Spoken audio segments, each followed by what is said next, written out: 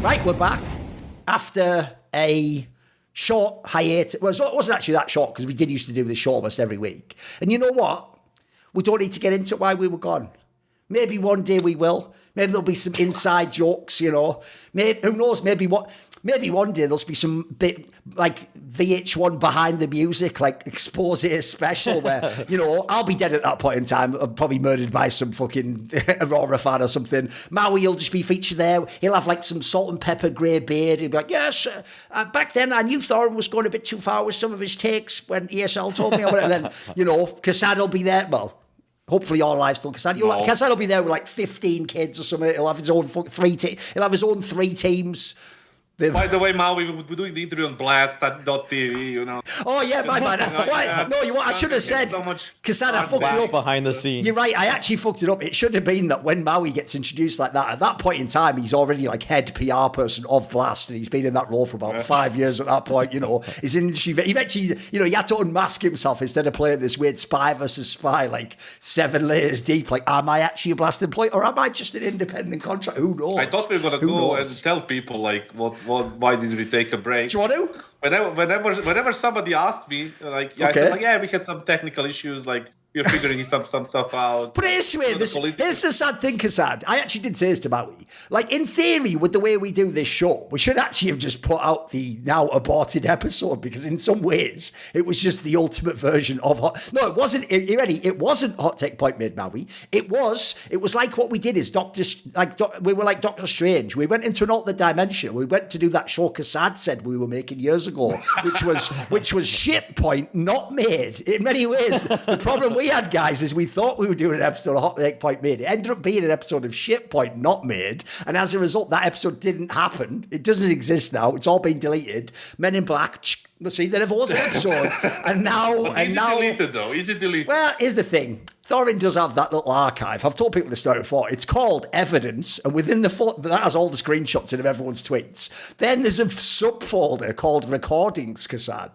That's one of the many amazing things that I hide Smaug-like in my cave, in case I ever need to bring it out. So listen, we're all friends again now, Kassad, so you may as well, again, Men in Black, just pretend that doesn't exist. But if you ever do fucking cross me or fuck with me, maybe it does exist. Who knows? I want you to do publishing. No, here's the thing. By the way, I'm only joking, guys. It actually would just be shit. It wasn't good. Like essentially, we just didn't even. It was like a non-start. We tried to do an episode, it just didn't work, and whatever. But you know what? we let cooler heads prevail. We get a little bit of time and space. You know, we went to couples counselling. You know, that's actually almost true, by the way. Essentially, Monty acted as like a fucking, you know, it's like sat down with each other. So what's going on with you guys in the show or whatever? And then after all that, it's okay. We're going to give it another go. You know, we've all agreed to improve in the areas we're not as good. We're going to spice it up in the bedroom. We buried the hatchets. Yeah, exactly. Yeah. We've extended the olive branches. Yeah. Now we're going to have a second. Now we're going to have a second honeymoon. It's all good. We're back. Yeah. Second honeymoon, yes. Much like FaZe. Listen, you know what, by the way, before we even get started, you know what's funny? Even though I am going to bang on him like a motherfucker if he's bad in terms of broky, I actually do feel really bad for him because essentially he actually is fucked because his problem is he's not even actually competing against what Simple did at the major. He's competing against the name Simple. Spoiler, you will always lose that one. And then even worse, the potential of what Simple could be in 3 months. So he's actually fucked. Like, I actually feel like he cannot possibly win in this scenario. Even though I don't even dislike him, but it just feels like because his name isn't Simple. Like, I can't be on board with that team. So I do feel like he's in a tough spot, boys. Yeah, we might as well start, right? Yeah. I feel like we went into one, and it's kind of mine, so I'm going to take it. I was looking, I have so many, and it's like I chose the one because FaZe already played the game today, so we might as well, you know, kind of talk, and they're going to play tomorrow. But looking at this lineup, the hot take is that FaZe will, in the second part of the season, or this ongoing season that just started, they will have only one playoff appearance, and that's going to be their best result. Ooh. This is assuming they keep this roster, yeah? Yeah, with this roster, obviously. Like, because I cannot see it happening, anything, because I looked at the events, and there is like a couple of events, like, when I say playoffs, I mean like Blast Open has that 6 or 8 spots for LAN. I consider that a playoff. or like 6 spots in here in Cologne, and then 8 spots in Pro League. I don't really count EWC because it's a single elimination. Sure. So technically they're already in the playoffs. So maybe if they reach top 4, we can consider it. The reasons are more important, right?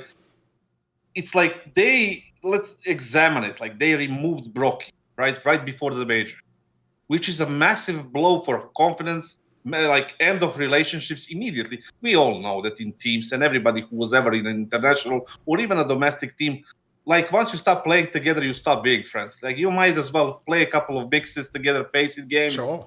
You say hi to each other on events if you're playing. If not, you just fall, and go a different way. Like it's not like they're like crazy friends. They are when they're in the team and they feel like they're in the team or whatever.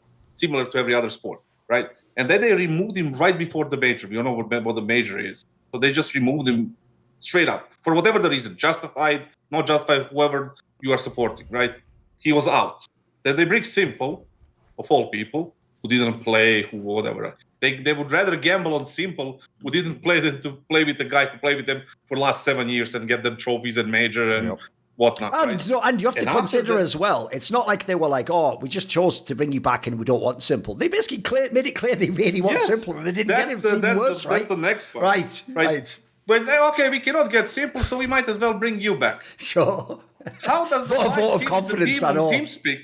Like if you're on TeamSpeak, if you're broky, like how do you talk the same with those people? Like, I mean, you guys like all voted for me to get out, and now you don't have anybody else, so we're gonna win, or like what's gonna happen? When in the back of your head, they're just looking for another replacement, unless you go completely, crazy, which is not good, right? And then you have like all these teams that you need to catch up to, like teams like Vitality, Spirit, New Spirit, now Falcons, who are like improved or upgraded. MOUZ, Mongols, like all these teams, we don't know what to expect from Navi and Aurora and all these teams. And you need to compete with them with that kind of attitude and vibe in the team. No fucking way. The only way they can get into that playoffs is by the upsets and all these things match up and they have like a good tournament. They're gonna get into the playoffs. That's all. After that, I don't think they're gonna make a single one until they make one or possibly 2 changes. They had so many opportunities to swap Rain, to maybe extend the loan with Navi for Simple for another 6 months. I'm sure that could be done at some point. Like if they got him for 3 months, for 3 events, what was it? Like Dallas Major and something else? No, it was just 2. It was just the 2. Yeah. They could have extended. I'm sure Navi would take the money. And it was implied that it's because you pay monthly, right? So I guess you would just have to pay 1 more month of however much it was. Yeah. Or like 3 more months. Like surely there would be an agreement. Yeah. Even I would ask Simple, listen, maybe you can step in financially. Yeah, pay a bit of the buyout yourself. Yeah. Yeah, something like loan at least to kind of give yourself. By the way, Kassad, one thing you always bring up, and this is an area where, because just people know FaZe Clan's obviously mainly occupied in other games. They're not like watching CS a lot. I feel like they don't even know the new meta. You know the point you always made years ago that you should never really do like a Monacy type deal or a Kiyosuke deal because there's too much money up front. What you should do is do what they do in football. You backload it. You make it where if he is really good and all these things, you either have the buyback options if you're really crazy, or you do like, if he makes like the Champions League or something, you get some money back for it and then you pay extra then. What I don't get is that's another area that FaZe is so behind. Like, bro, just do a deal like that. Like, say something as simple like buy yourself half of yourself out, and I'll tell you what, if we make the next major, we just pay it all back to you or something. Do something cool like that. Yeah, you don't really have to just pay the raw money, right? If you have an agent, Duncan, if you have an agent like he does, right? Maybe a deal with advertising, like, with one of the sponsors, you do additional work in the break to get some more money or merch or something, right? Something that can be done that can like fill the gap because he's marketable. He's simple. Of course. FaZe has an army of fans. Their FaZe. It could have been done if they had competent people, but they don't. So that's another story. So they decided to bring back broky and just have it, if they call it a fucking last dance, I'm going to fucking kill some. We have to stop these last dances, I know. There's been too much dancing. Yeah, it's fucking great. So no playoffs for them. Unless bro, they had a last dance for Fallen in like 2022 or something, and he's still dancing now. This motherfucker won't stop dancing. He's still going. All right, give me your thoughts. Go then, Maui. I mean, I looked at the tournaments, while that was going on. I mean, I feel like the tournament that I expect FaZe to do the best at with this is going to be something like a PGL Bucharest, something where it's that tier 1.5 sort of tournament where a few of the top teams show up, but a few teams obviously decide to bow out. Sure. I don't really expect a Vitality to go to that kind of tournament. I think it would even be questionable for a few of the other rosters, like, say, a Falcons to go to that. I mean, it seems like Falcons are dipping out of a couple things here and there, too. So those kinds of events always led to slightly wackier results. Like, the PGLs of last season were the only tournaments that Astralis played well at, for example. Yeah. I think... I like it. I think the under is too low, though. Okay, I think that FaZe will at least make... Because I looked at how many S-tier tournaments there are this season. There's about 12, and you expect these actual Tier 1 orgs to maybe go to 8 or 9 of them. I expect FaZe to make it to at least 2 or 3. I mean, I'll say this. I'd take the over on 1, for sure. I'm not going to... Yeah. So, with this lineup, that's the question. Like, with this lineup. I assume he means... Yeah, do you mean as in you think they will also make a change during the season, Kassad? No, I don't know. That's beside the point. That's beside the point. Right. If they make it, that's fine, right? Right. Whatever. But with this lineup, with broky back and the vibe completely broken and all this shit, like, I'm giving them 1. That's what I'm asking Maui as well. I mean, I saw G2 with that lineup from last season make multiple playoffs. So I don't think I can put it past any team to make more than at least 1. Like, what, G2 last season made it to the playoffs of the Bounty, which even if you don't count that because it's got kind of a single limb, then sure, we take that one out. They made it to the playoffs of Pro League last season. They made it to the playoffs of the Blast Open. They made it to the playoffs of PGL Bucharest. Yep. Yeah. So they made it to 3 playoffs. And I think that this FaZe roster is as good, if not better, than what that G2 was last season. So yeah, I'll take the over. I would just say I'll expect the same thing of what I got from G2 last season. Give me 3. Give me 3 playoffs for FaZe this season. All right, put it this way: if I was doing betting, I would just go in between the two of you and say more like maybe 2 or I'm closer to 1. Like, cause I think 3 is probably slightly too many. Because here's the thing: I actually think maybe me and Kassad are being harsher on FaZe than Maui in that sense. Because you know what, Maui? Even if they go to one of those PGLs and it misses like 2 or 3 of the elite 3 or 4 teams, I still think there's a real chance they'll fail to make the playoffs. Think about, by the way, those are tournaments where we've had real the VPs of the world can't even make top 8s of some of those ones. So the reason why I actually agree with Kassad is I think the underrated thing here is, the joke is we could just essentially, this is a Chris J take, isn't it? You're doing the sort of the team camaraderie's broken, and even though famously Simple was like shit, that is real. That is a real thing, and I do think if people remember within FaZe, right, one of the problems I have with the whole FaZe thing this year is sadly about 4 months in, you already knew it was cooked with this roster, and they've put this roster back together again.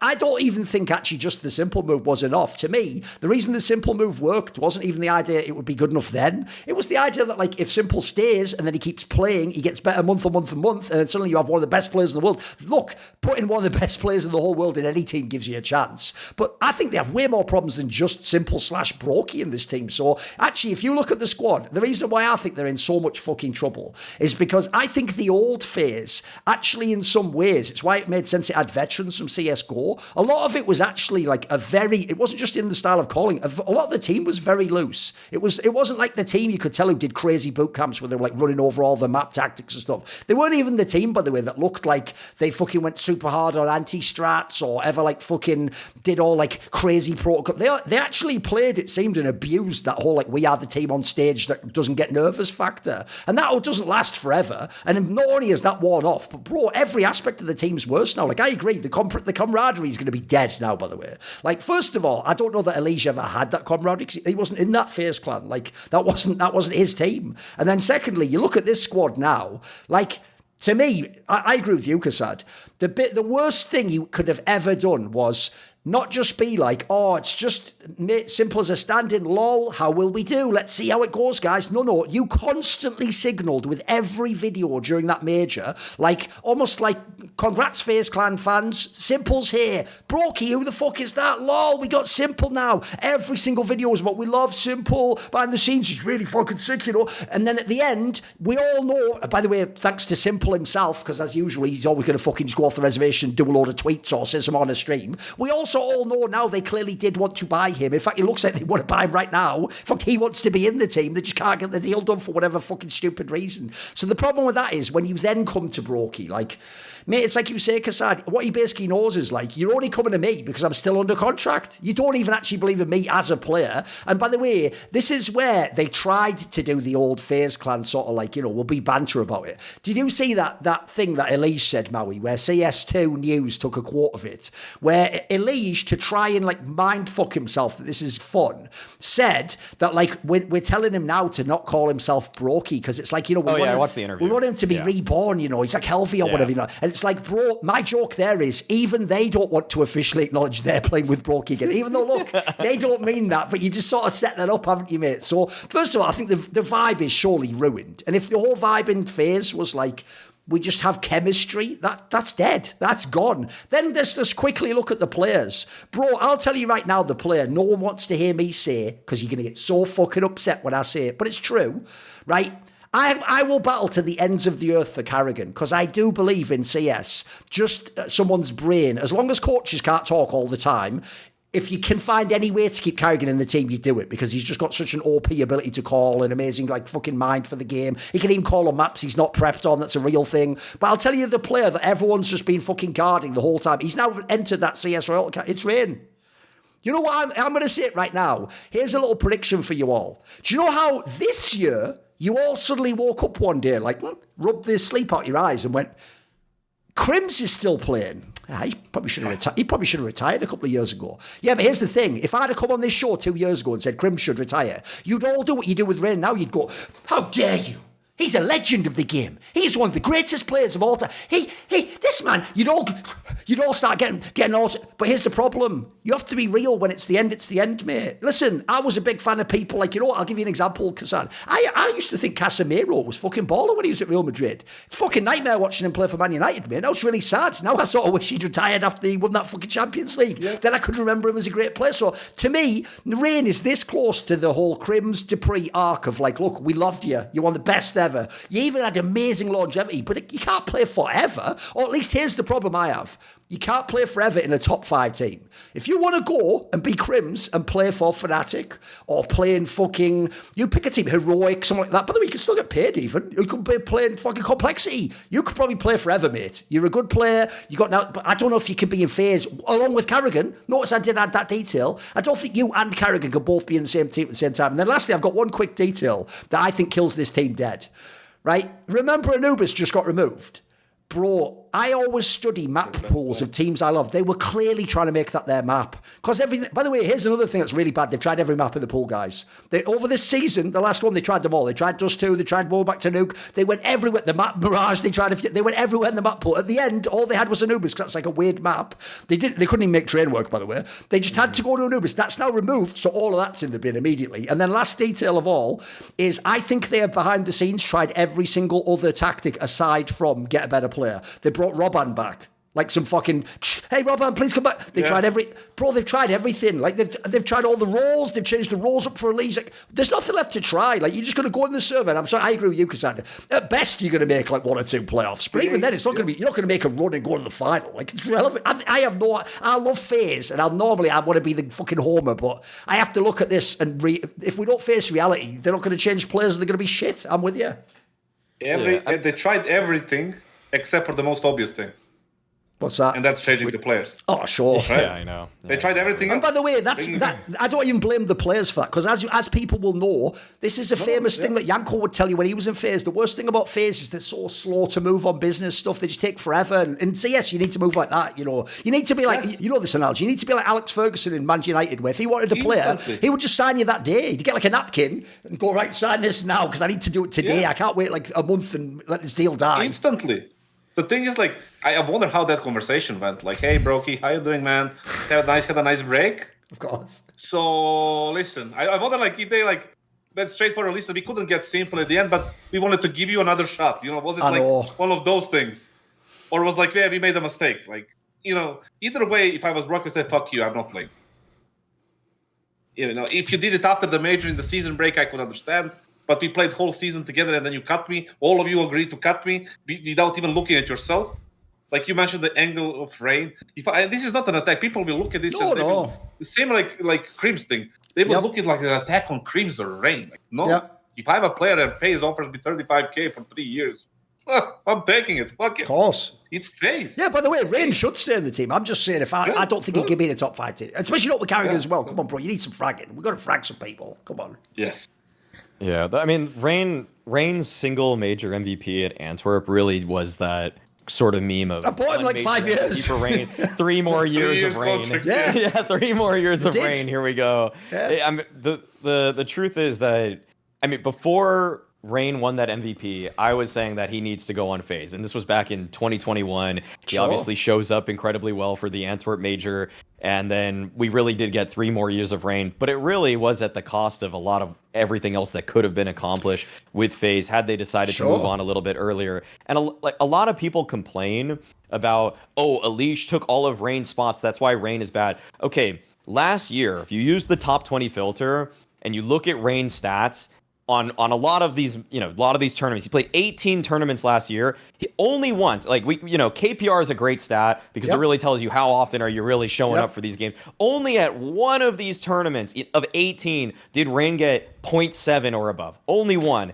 Elijah's taken his spots and everything like that. 5 tournaments already, he's gone 0.7 or higher. He's doing better than Rain was in all of last year. And he's already got in a much smaller sample size, he already has more highs. He already has way more highs. So I can't blame Elish for taking his spots or anything like that when he's just playing them better. He's playing all of these spots better than Rain was last year. So Rain, I feel like we gave him the 6 months necessary to adjust to what he's now been thrust into, the anchor spots, a few of the positions that are a little bit less enviable than what he played in the previous year. But if he doesn't really get it in these first couple months right here, then I am ready to cut the cord. I feel like that's been a take on Hot Take Point made at least 3 times that we should cut Rain. Because by the way, yet it rears its notice head it's basically the bigger point that even just the simple move alone probably isn't enough to get you number 1. And the joke is, you can even argue that's even smart itself. Notice it was Rain who supposedly called Simple. Well, that's a great fucking narrative if you want to keep him in the team. It's like, oh, it's Rain, we got him, and then also there's the other fucking angle that I also think, Maui, your point there is another example of something in public being obvious that must have happened in private. I don't think they sat down one day at the beginning of the season and went, right, Alicia's here, so we're swapping everyone's role. You probably played the first few scrims with normal setups, and then you were actually we need to switch these roles. It doesn't work with just Alicia and fucking not these people. Remember, you can't switch Alicia for Rops, they're totally different players. So I imagine they probably tried Rain in his original roles. By the way, you think when they're losing all these tournaments and getting banged out in the quarters of PGLs, that they don't just go back and try something in a map? It probably doesn't work. As we're sort of all agreeing, it's not a very good set of 5 players. It looks like it on paper because their names are all great, but they're not very good in 2025's the problem. If we make, again, here's the obvious angle, guys. I always say this when a player's held on for too long. If we did a draft of players tomorrow, boys, like a fantasy draft where you're picking out who's going to do well over the season, say we put all the players from the top 10, the top 15 into a big pile, how many fucking FaZe players are we drafting in the first 5 or 6 rounds? Not many. I'd maybe Elish tops. You know what I mean? And that'd be at the back. It wouldn't even be in the first few rounds. So how do you get a team that's going to? Because in your scenario, you have to be roughly top 8 to make a top 8 of the tournaments. It's not going to happen. You haven't got the players. Yep. I think it's a totally good. By the way, I also think the good take. This is where you've learned how hot takes work, Kassad. The old Kassad of 2 years ago would go, I think this lineup for FaZe isn't good enough. It's that's the most stone cold dead take of all time. Even they know that. But you've actually now figured it out. The hot take is they won't make any playoffs. And that's what you do. That's the angle. That's the spice. Playoff. Yes, that's the spice. They'll make one playoffs. And it probably will just be a bullshit PGL run, won't it? There you go. And then you'll just be able to go, it is a banana cup, and then we'll just discount it as usual. That's how that works. That's how that works. Exactly. Right, Maui, come on. You obviously have something to say now. Yeah, I mean, obviously the situation for FaZe utterly stinks. There's no way that you could possibly look at it and like it whatsoever. But we've got the fix for that. Obviously, it's not a player change. It's a deodorant change. We've got Mando once again as our sponsor. As you are already likely aware, you can get 20% off your purchase with promo code HOTTAKE, HOTTAKE. And as far as I'm aware, with our promo code, before it was you would have to get the starter pack, but now it's a site-wide discount, so you can get anything if you've already purchased Mando in the past. Hopefully this works out for you, and you can just smell better, because obviously, you know, a team like FaZe, they probably right now parabens are in their deodorant, not in Mando's, okay? Not in Mando's. And you can get great scents like Cedar Grove, which I've been using lately. The Mount Fuji one is still, or Mount Fuji is still one of my favorites, of course. And get sprays, get By the way, what does I'm going to assume Mount Fuji is supposed to be like a cherry blossom scent or something. What does that one smell like? It's a little bit lighter fragrance, like a lighter herbs or anything like that. Whereas, you know, the bourbon leather is kind of more vanilla-y. It's a little bit more. I do like to light herbs, so that's right up my alley there. Whatever, that's a childish joke. Yeah. Shout out to all the Rastafarians watching. It's supposed to sound like smell like you're on the summit of the mountain on a clear, crisp day, and it does just that when I put it on. Can you say that again? Sorry. It's supposed to smell like you're on the summit of the mountain on a clear, crisp Come on, day. dream with him. Come with him into his imagination. I mean, I listen to like a grown man talking about the vanilla scent of the deodorant, like just get. That's bourbon leather, actually, Kassad. Listen, we appreciate anyone who buys Mando products. And also, this is what people don't know, Kassad. I'm easing him into it, but what people don't know in the esports industry, Kassad, is Maui is my secret weapon. Not only have I sent him as like a mini version of me into the broadcast community to show him that, like, you know what? There'll always be someone just spitting bullshit takes and you can't stop us. We're going to do it. And we don't care. But also, secondly, as people might know from his social media, an underrated use of Maui's skills is Maui is like actually like an elitist. He's all about like his aesthetic qualities. He likes things like fashion and fucking food and stuff like that. So actually underrated, by the way. If you're doing like commercials, he's actually really good at like giving his own sort of perspective on things and his own palette and all that jazz. Even though the one area, I've made this joke before, but it doesn't work, is just with movies. Because if you don't know, I'll give you a little piece of Maui law here, Kassad. Right, back when we were doing Flashpoint, and we had to like talk every day because we were all just locked in a fucking arena. That's all we could do. Maui was telling me about how he's like working his way through like classic movies. Now, if you don't know, I'm a massive movie buff. I do all that, you know, 4-player series of Richard and Morgster. So I was thinking, brilliant. Well, let's chop it up a bit. And as if to show what a ridiculous, listen, Maui is very true to himself, but he's a ridiculous man. When he said classic movies, he's working through them. Oh no, he didn't just go, Kassad, and watch, you know, The Godfather, into Goodfellas, into Heat. No, he hasn't got to them yet. He was working in chronological order. So he told me, and you're going to think this is a meme, he was like, I'm still sort of on movies from the 1940s still. I'm like, you're having a laugh, right? So you have to understand, he's just an unusual person. But we're going to use that as a secret weapon for all the sponsors. So if you're someone out there with some crazy ass sponsorship product, let us know. We will set Maui links to review it. He does like quality things, like he does. Like, exactly. But then again, he also liked big at some point. So. Okay, they were quality online. You had to see it, you know, just like the Criterion Collection. It's just like like sitting yourself through Big is like watching the best years of our lives, all 3 hours in its glory. Listen, Big is like Fritz Lang's M. It's very evocative. You know, the strong themes there. It's just a lot of modern fans won't appreciate it. You know. But anyway, that's actually probably one of the most watchable 1930s films. It was actually. I did pick one of the easier ones there, to be fair. Right, okay. Yeah. What Maui must have a take. Yeah. What's your take, Maui? Yeah, okay. So this wasn't maybe the craziest of off seasons, but we got a couple good moves. We got a couple really nice moves, ones that I'm a fan of. I mean, obviously, it was great that G2 sorted out their Opera situation by bringing in Senpaius. I think Spirit needed to do something, so I don't like that they cut Magics for my own personal reasons, but bringing in Zwei can be seen as an upgrade. I feel like one of the most clear-cut upgrades on paper, with almost no drawbacks whatsoever, is JKS to FlyQuest. And can't forget Kyosuke to Falcons, of course, is just going to give Falcons such a huge buff and firepower. But for me, the best move of the offseason Where's he going? is actually none of these. It's none of these. It's none of these.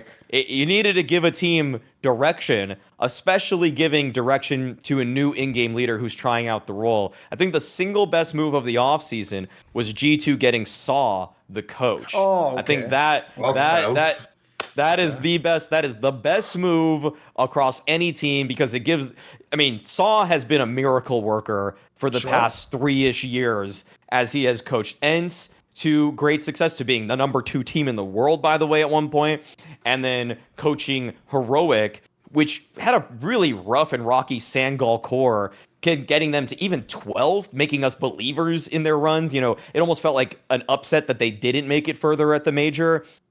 What he did with the heroic before that as well, where he was able to get them to the playoffs of Shanghai, you know, despite the fact that Dexter had all those problems. I think Saw has been a top 3 easily coach for me in the past handful of years in CS. And for him to get onto G2, like, this is the true blockbuster move that is being slept on by the community.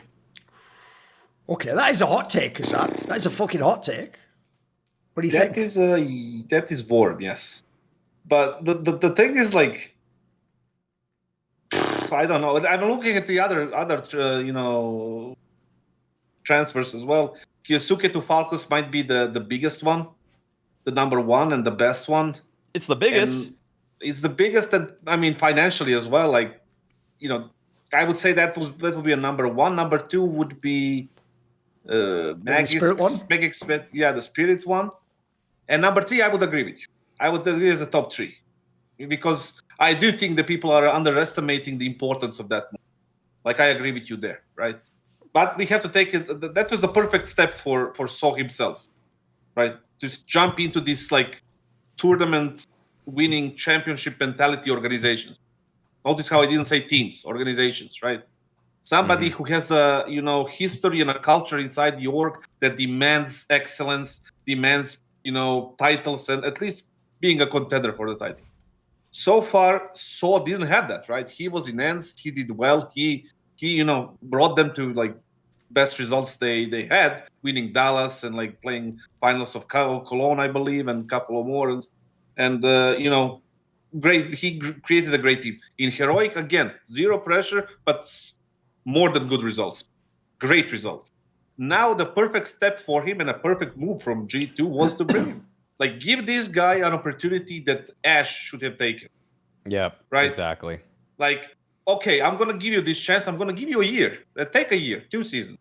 If the first season can be a bust, right? Because you deserve that, right? You deserve that. And then in the second season, show me something. Show me, like, it doesn't have to be title contenders. It doesn't have to be crazy finals, and you need to be, like, up there with vitality and spirit, because you don't have the superstar players. You don't have Duncan. You don't have, you know, Kyosuke and, like, you know, Zaibu and Robs and stuff, right? And if you show me results in the second season, I will extend your contract. I will give you another 2 years or whatever the fuck you want to do, right? And he himself proved that he can do that, which makes him a top 3 transfer of the transfer, you know, player break, whatever you want, right? So I do agree. It's not the number 1, but it would be number 3 because the guy is good, right? He obviously proved that he is good. He did it with different IGLs, with different styles, with different organizations, different types of players. Like, 2 different games. You know, how many? Yeah, I don't know if you can pull it out of Maui, or maybe you know it from your head. How many different players he had in those 2 lineups, right? Remember that he started with, like, he had Hades, he had Diha, he had loads, you know, Dihas and, like, all these players. And then, you know, the Sangal core, that was, like, kind of okay, nothing crazy, but they got to the major, you said yourself. So the results for him are speaking, like, for his skill, and that's up there. Now the pressure is on. Now army of G2 fans, us, like, in the community that are, you know, analyzing all this and talking about it very openly, we are going to be looking at you more than we did in Heroic Events. If you prove that you're going to be doing the same thing, gradually, you don't have to, like, overnight, because you don't have the, you know, unlimited money, you don't have all these cheat codes that other, you know, and then you can do it your way. And if you do it great, you're going to be, you know, remembered as one of the best coaches that game has had. If not, then, well, it's a different story. But I do agree, one of the top 3 most important moves this break.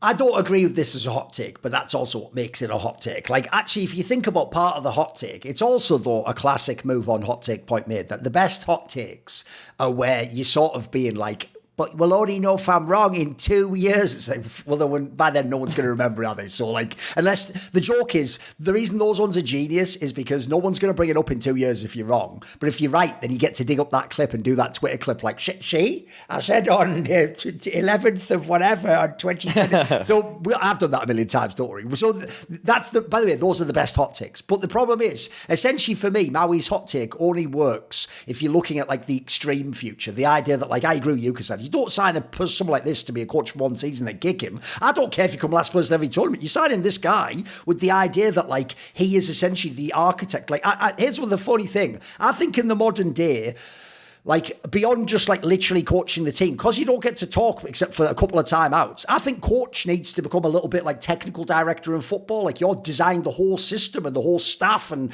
everything about, and even, like, the future, like the philosophy of the team. How do we recruit players? Because another thing I would say about Saw is, I won't judge him super harshly off this one season, because not every player in the team is his guy. You know how it is in football. If you're a Mourinho or someone, you don't, like, in the first season have all your players. It takes you a season or two to get a couple of people over that you want, or to replace the guy that turns up doesn't play your style or fucking clashes with you. So I don't think this roster is the one. Like, put it this way, I do think, like, in the future, he has put it this way, no matter what happens in G2, this isn't the person I would look to kick. I do think he proved it over the last couple of years. Like, the obvious banger way to frame it goes like this.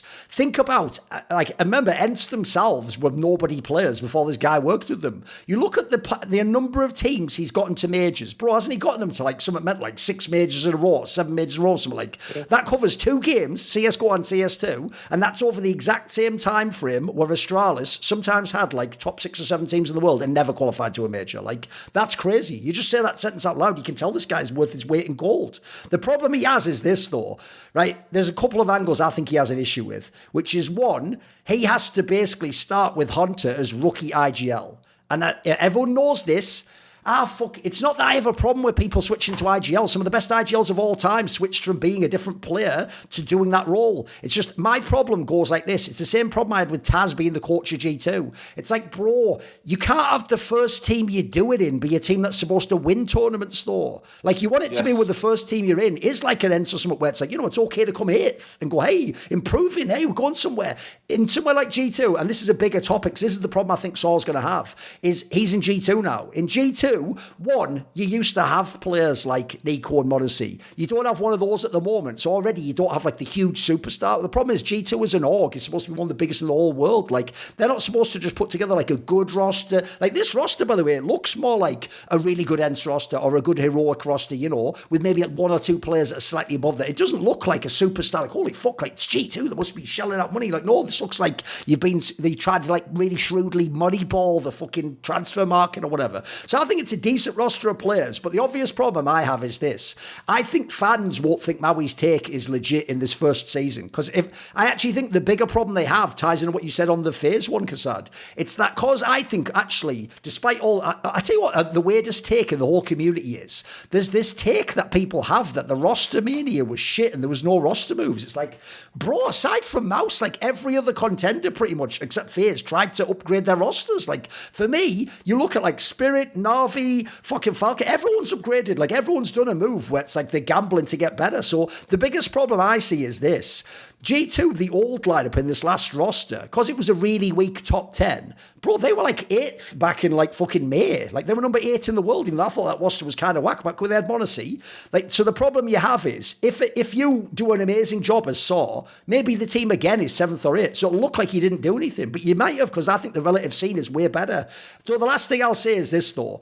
The reason I don't agree with it as an overall take is, I just think, obviously, in terms of immediate impact, the Falcons and Spirit moves just have the chance to make them immediately win tournaments. You know what I mean? Like, the Falcons one obviously is the huge one, because for all we know, they can just fucking win all the next events. And then the Spirit one, no one really knows how it'll work out. But if he adds any firepower, you just immediately have a chance to be in the finals and to win. So I think it's not a bad one, Maui. I do think it's a strong hot take. I just don't yet know.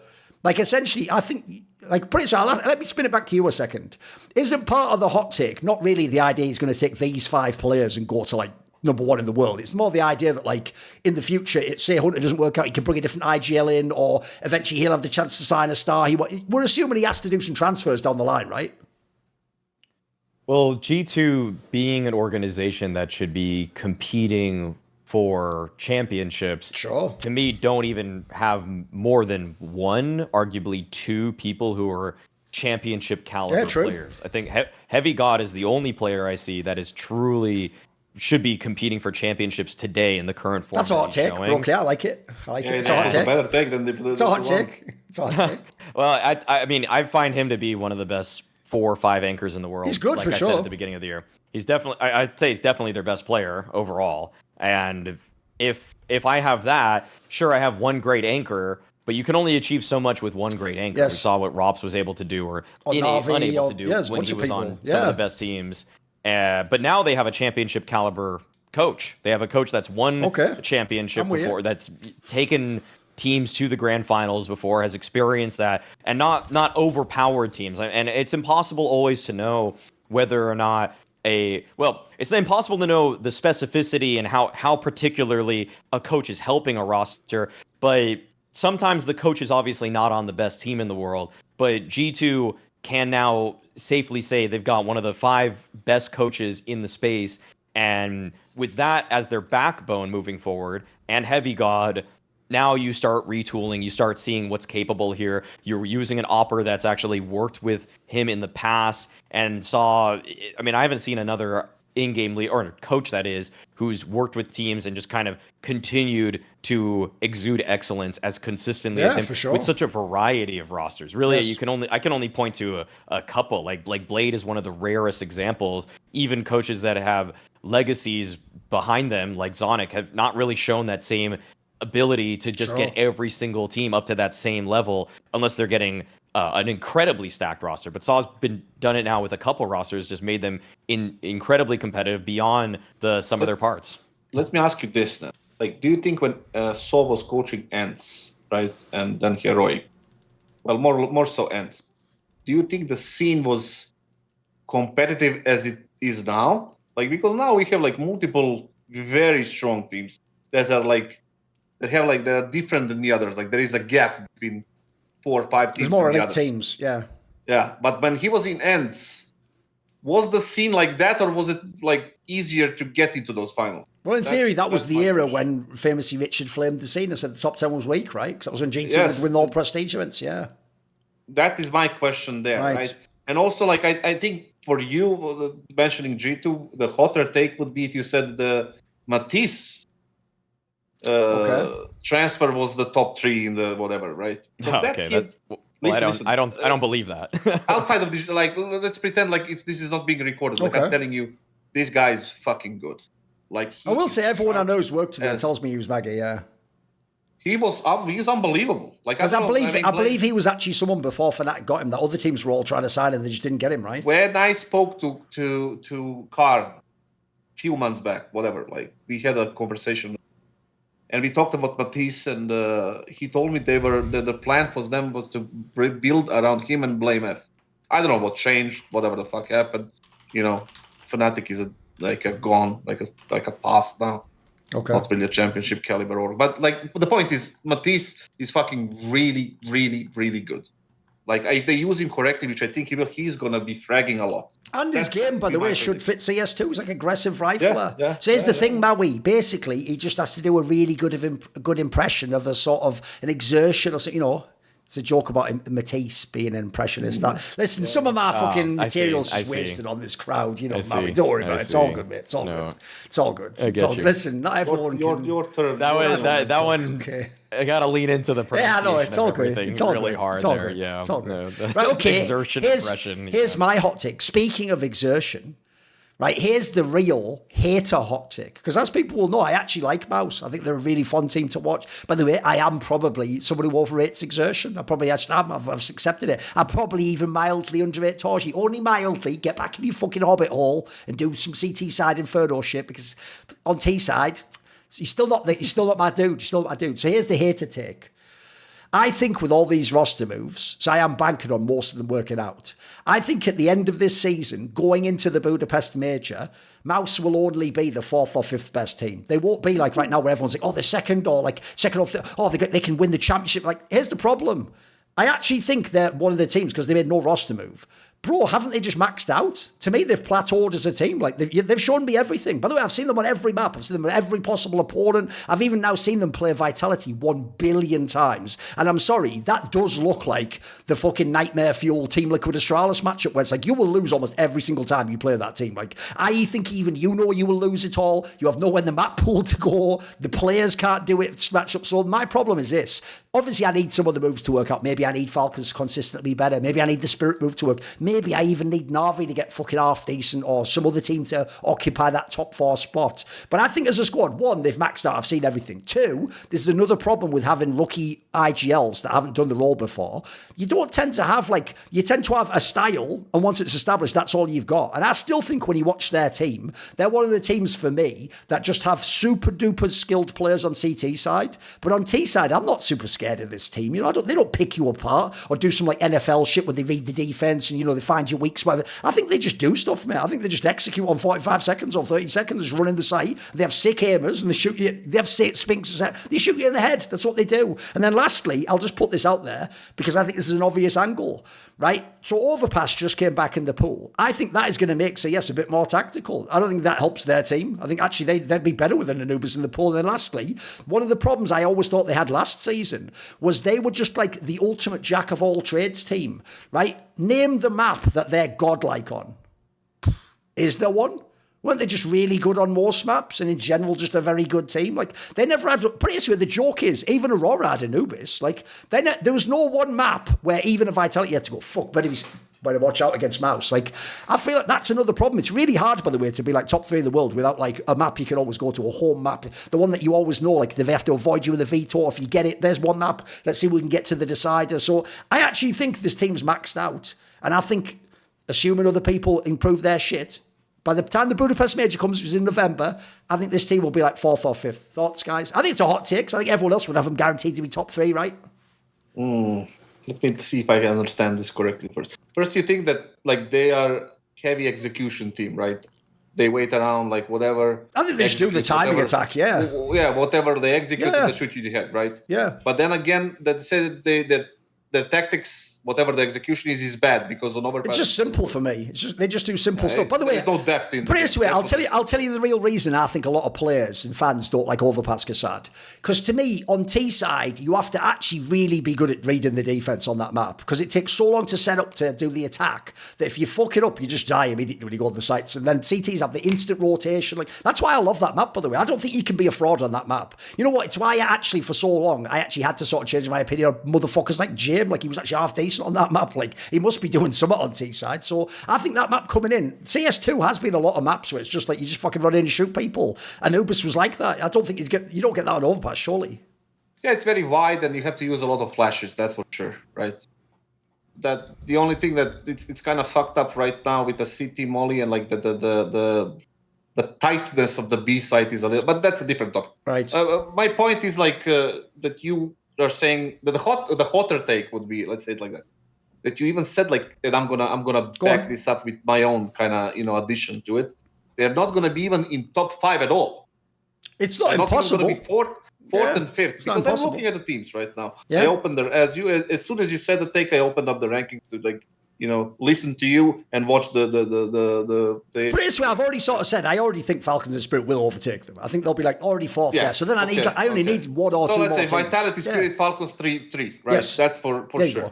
And now we have... Because those are all great roster moves, in my opinion. Mongols, right? Mongols. That's another one, yeah. Maybe Mongols can be there. By the way, Mongols, do look like they've gotten over the choking thing. Listen, they lose, but they're playing great games when they lose. So maybe Mongols as well, yeah. Truck them in. Mongols, you have Aurora, who is very... They might be dead. They might be dead. I don't know about them. Yeah, I'll kick them out. That's another thing. Then you have G2, right?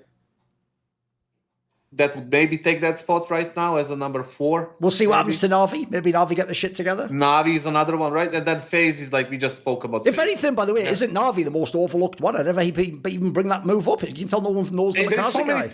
There is so many things to talk about. We didn't never get to Na'Vi, right? Yes. I mean, they were irrelevant in the last 6 months. And the thing with JL and that video is just fucking terrible. But that's, again, another topic, right? So there are teams that can overtake them for sure. Right now, they're considered number 2 and they're ranked number 2, and they can be overtaken by Spirit and Falcons, that's for sure. Especially Spirit. Falcons is a little bit of a mystery, but this kid is a monster as well. So let's say I think you are kind of right there, or mostly right. I'd say it mostly right. And then Mongols number 4. It's gonna be a tight it's all race take. there. It's all take. But I do agree that there is no depth there, right?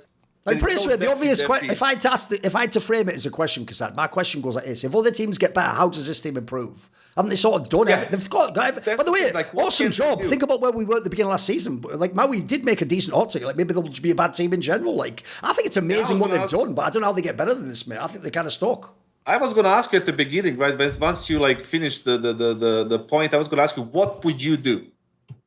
Well, that's the problem. For MOUZ. I do actually. What would you do to make them stay number 2, number 1, number 3? Keep them out of the 4-5. Here's the problem I have, mate, is I really do think they eventually one day will have to get a real IGL. Maybe that's a hot take in itself. I think this first season was actually the most ridiculous. Like, this first season of 2025 just looked like fucking CSDM, mate. There were so many games that were about fragging. Like, there's so many like, it's why actually the joke is, that's why actually teams like Pain and 3D Max used to torture me, because they'd play some like really good tactical CS, and then I'd want to do like CS Go and go, you know what, I'm going to sort of ride this team, like they have something there. But then I'd see them play just like Aurora or something and get their head shot off, and I'd be like, oh, fuck the game. It's just about shooting people with AKs. Like, if the other team's too good at fragging. So the issue I have is, this team had a really stacked roster. Like, every player could frag pretty good for their role. So I think that alone got them a ton of semi-finals already. The problem is, if Spirit is actually going to have more firepower, mate, Donk's going to win a lot of fucking tournaments and be in a lot of finals. Falcons, like you say, no one knows how you can make that roster work, but holy fuck, if that works, it's going to be really powerful, isn't it? Like, I feel like it's just so hard for, like, if you're MOUZ, you can't replace a player, really. You have to change the IGL, surely. Yeah, I mean, that's the logical thing. You can change the Opper, even though the Opper is not comparable with Monesi or Zaivu, but you cannot change him. So who do you change? Like, Zershan is too good. Jeep Hat is very good. So it boils down to only the IGL. And Spinks is like on and off. I don't know. It's just a weird team to look at like 6 months down the road, right? Because you have to compare them with like your Falcons and Spirits and Vitalities. So they're looking at some rough season. And also, that detail I said very quickly, the one I said about the Vitality one, this might sound weird to a fan because Falcons just bombed the Major with the last roster. But if you're the Falcons players, you do think you can beat Vitality because of that first final where you almost did. Like, if you're MOUZ, I don't think you ever think you can beat them. I think you're so fucked on that one. That's an auto loss the second you're into the server. When you mentioned the IGL, the real interesting thing for me is the fact that, like, when things start going south, which they will, as we already discussed, how will Brolin react? Yeah, he's never had to face adversity, mate. The team's just done awesome as soon as they got the Spinks in the roster. They were like, oh yeah, only Vitality is beating us right now. Yep. Yeah, we can deal with everyone else. It's like, only we can need to fix that. What about now? Go my way. Sure. Yeah, I mean, MOUZ has moved predictably in the way that most teams do when they make a firepower upgrade, but then sacrifice the in-game leader, where you peak pretty quickly, such as the two most obvious examples of this were in 2022 when Na'Vi swapped out Boomich for Electronic and they immediately won the Blast Spring Finals with SDY. And then similarly at PGL earlier this year, where they won with Brolin as the in-game leader, but Spinks came in for Shuhei.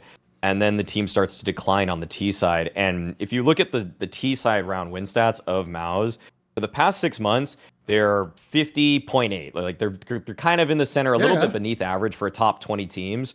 But then if you look at the first 3 months, they actually had a 55% win rate on the T side. And in the last 3 months, it's been 45%. So it's by the way, the part people are forgetting, because they did so awesome and gave that game to Vitality in the playoffs, everyone's forgetting the rest of the Major was shit. They were like almost eliminated every bloody game. They were like right on the edge. Like, that could have been a fail for them.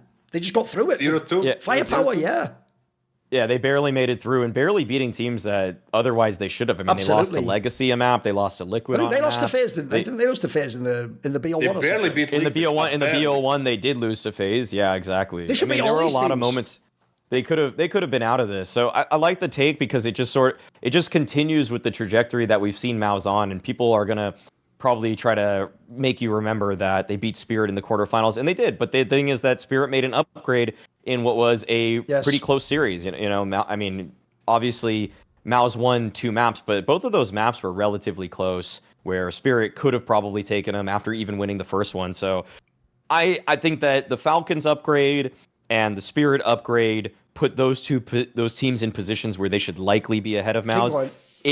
Fourth place is where I think they naturally should end up falling throughout the season. But if they end up being fifth and some other team passes them, it wouldn't be too surprising because it's just the normal route of a team that we use. If you replace your in-game leader, you're just going to steadily get worse on the T side. So Cologne's going to be incredibly telling for what did MOUZ work on in the offseason to try to make sure that they catch up again in terms of the T side, because it slowly started falling apart. You know, that the house of cards was slowly being blown over. That was just being held together because Spinks was a sick fragger. Like, Spinks was really good in the last season, along with Exertion, actually.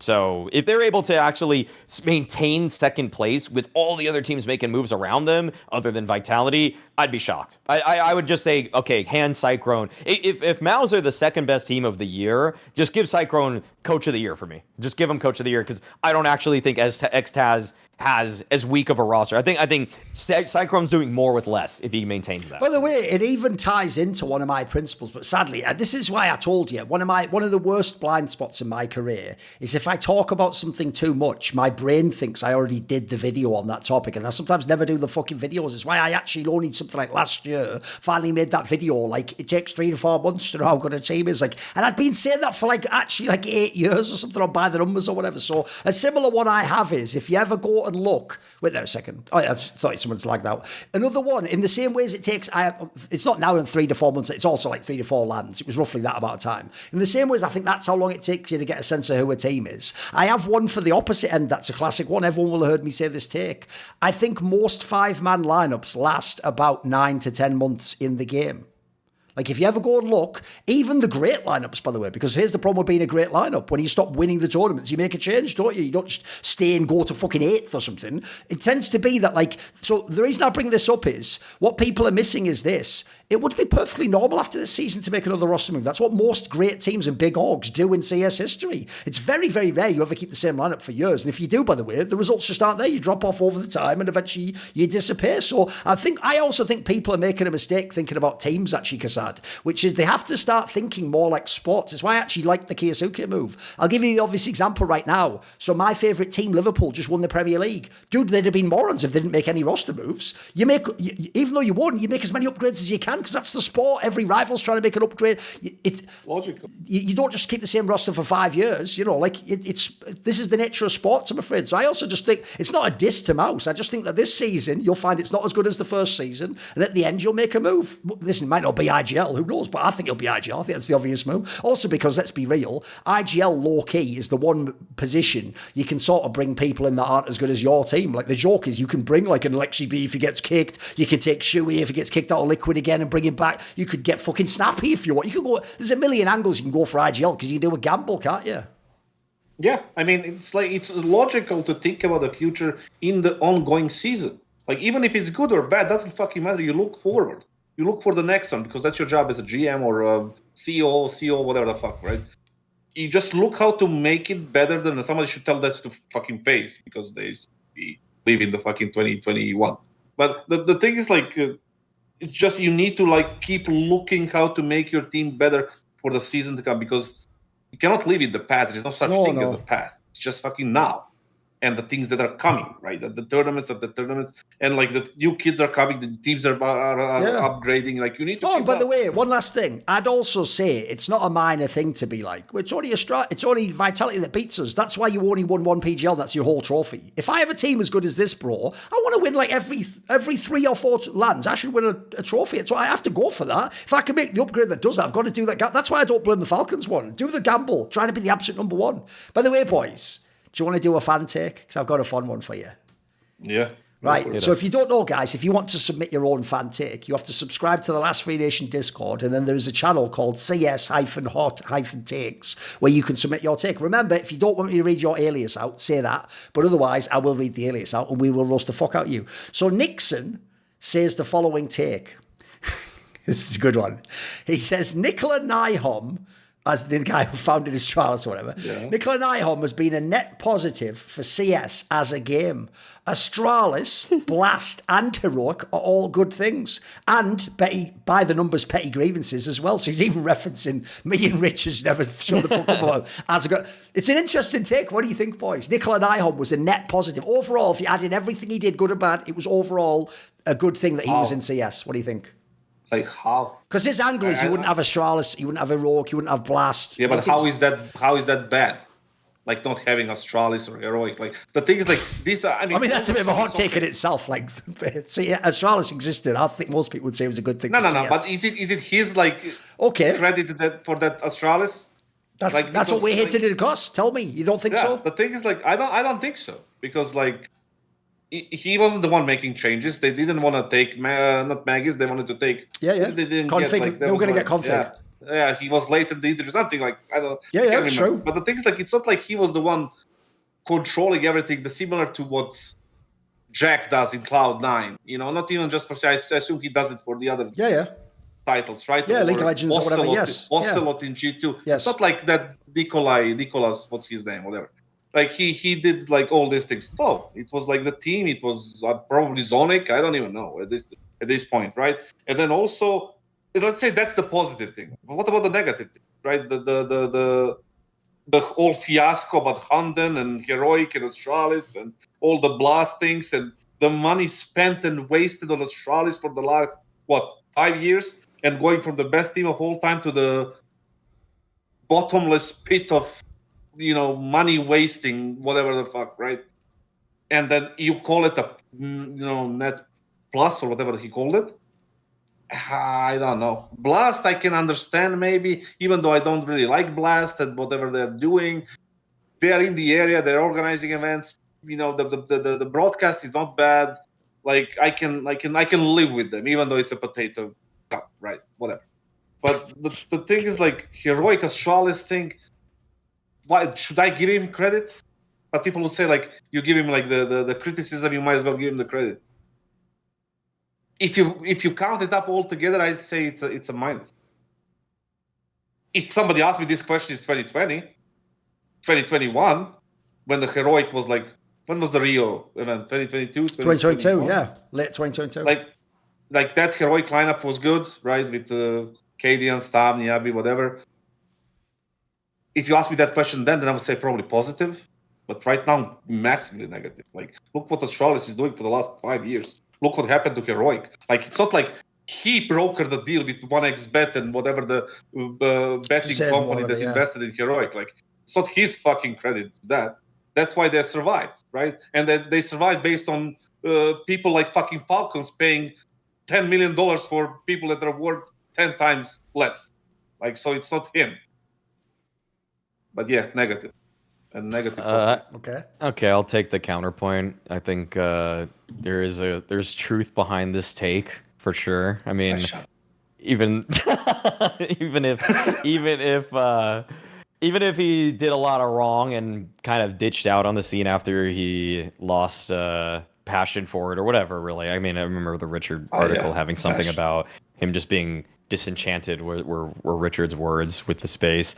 Bringing several companies into the fold, Astralis, Blast.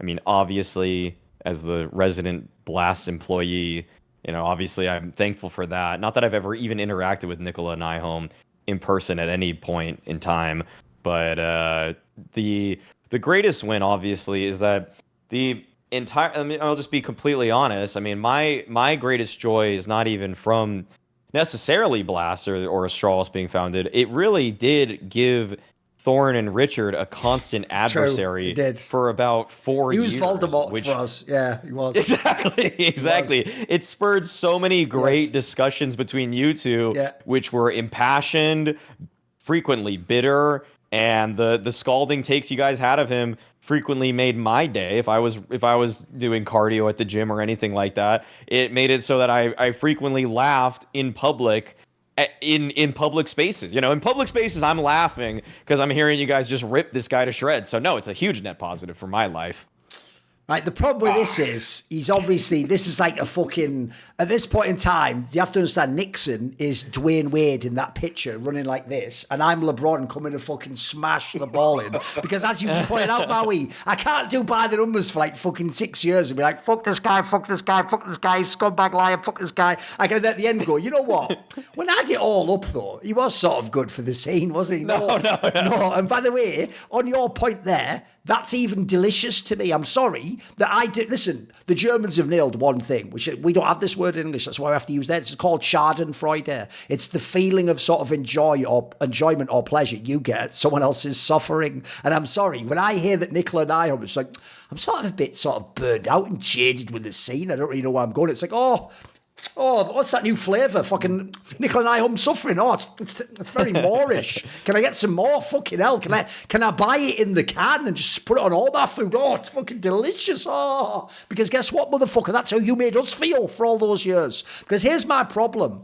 A lot of what his point was, like, I even think it's a joke point. I don't think it's even a real hot take. I think the whole by the numbers thing at the end suggested he's just a fan of the show and that he's just doing this as like a meme to set us up because it's spicy, isn't it? Here's the reason why I actually think it's good, because it's just, in my opinion, Maui, it's sophistry. I don't even think Nixon actually believes that Nikolaj Nyholm was the key reason those three things exist and that it was good. So I'll go down all three. The funniest thing is, the first one is the one that to a pleb looks like a slam dunk. They're like, how can you argue with Astralis?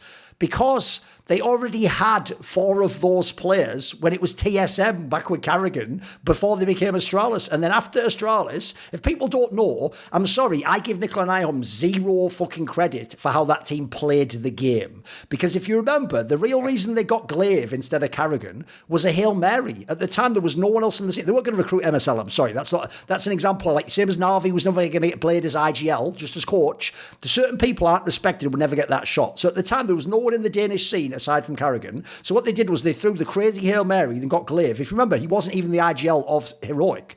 He was the secondary caller. And they just sort of said, like, let's just, fuck it, let's try. So that one, by the way, he's not the GM. He didn't make that call. He didn't make that happen. All the shit they did as a CS team, some of it was even in spite of Nikolaj Nyholm. People will know that story, that in 2020, Glaive and Zipnix had to, like, force the team to let them have time off because they were super burned out. Because this motherfucker had them going to every single event back to back to back to back to back, even though they were in every semi and final, and they were winning them all these majors in a row. Then let's add in one of the factors that burned out the original lineup of Astralis and fucked them completely was that dickhead Casper Fritt, who was just a former handball player coming in.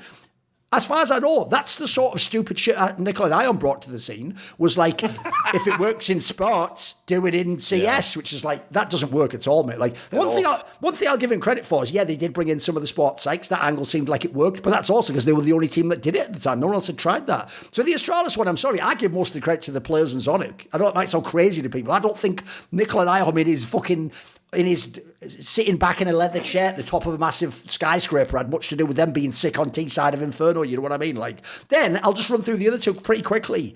So Heroic, that sounds like a slam dunk too, right? They've been like a pretty good team the last few years.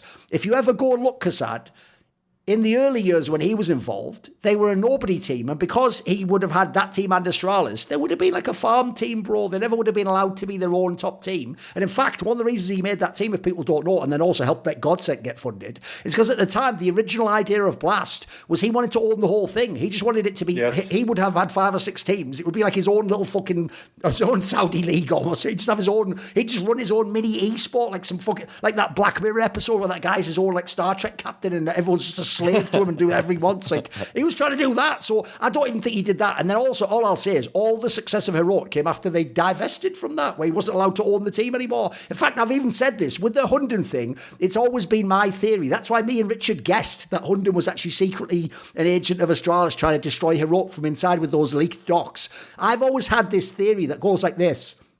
Because Valve told Nikolaj Nyholm, you can't own 2 teams. We don't allow that in this game. It's actually what's happening with fucking Chelsea or whatever it is in football now, if people don't know.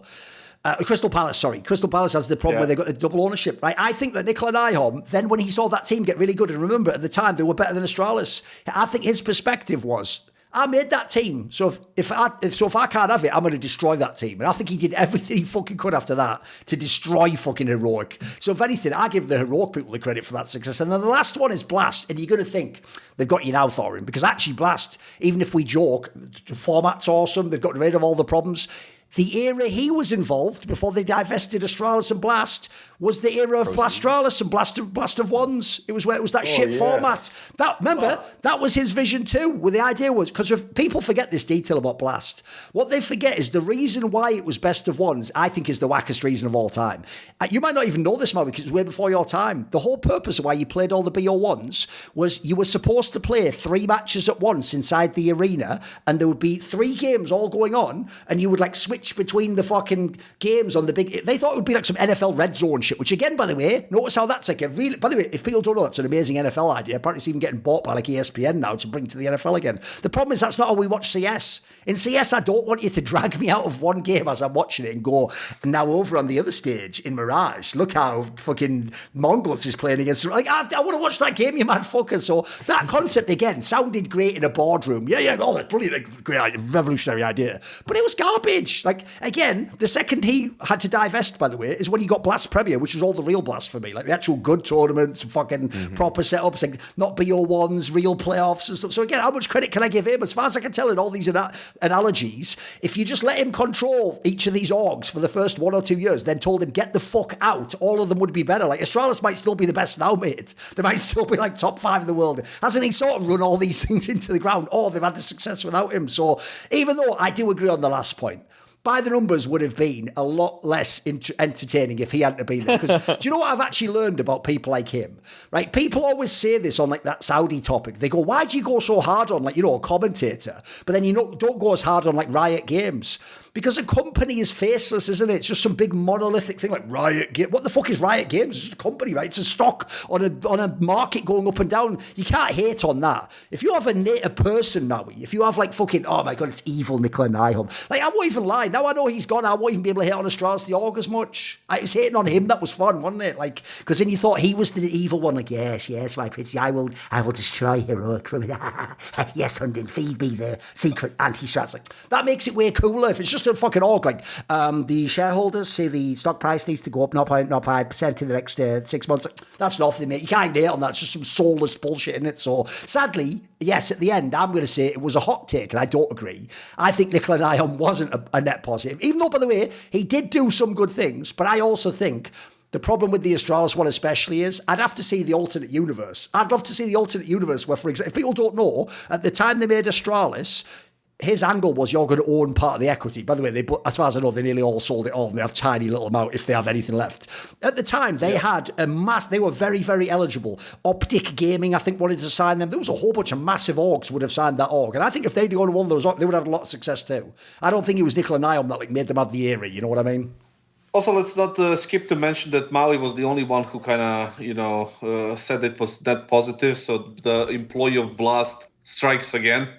It's like, yes, he made me laugh. It was shrouding the Blast contribution with my own. Please fire me again.